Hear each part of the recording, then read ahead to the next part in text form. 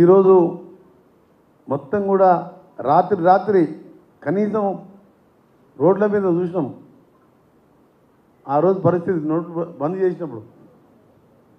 దాంతోపాటుగా తెలంగాణ విషయానికి వస్తే ఈయన గురించి మాట్లాడాలన్నా వద్దా? మాట్లాడితేనేమో ఈయన గురించి మాట్లాడాలంటే రామాయణం చెప్పినంత ఉంటే ఈయన అబద్ధాలు.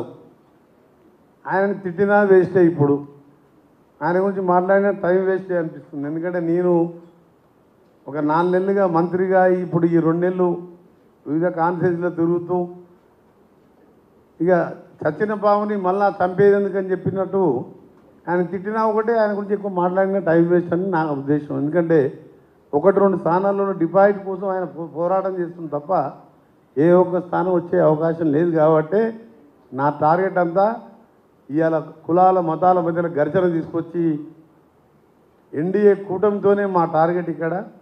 అందుకనే ఈరోజు ఇంత పెద్ద దేశంలో ఒక క్యాస్ట్ని మనం టార్గెట్ చేస్తే ఏమన్నా జరగరాని జరిగితే ఏ మిలిటరీ, ఏ ఆర్మీ కూడా కంట్రోల్ చేయలేని పరిస్థితి. సెక్యులర్ కంట్రీలో అందరూ కూడా స్వేచ్ఛగా జీవించే హక్కు ఉండాలి. ఇప్పుడు కూడా మళ్ళా మాట్లాడిన గౌరవ ప్రధానమంత్రి గారు మేము ముస్లిం రిజర్వేషన్ ఎత్తేస్తామని. మీరు ఒకసారి సచార్ కమిటీ చేసినప్పుడు ముస్లింలలో దళితులతో పాటు దళితుల కంటే ఎక్కువ పేదవాళ్ళు కూడా ఉన్నారన్ను. వాళ్ళందరూ భారతీయులే.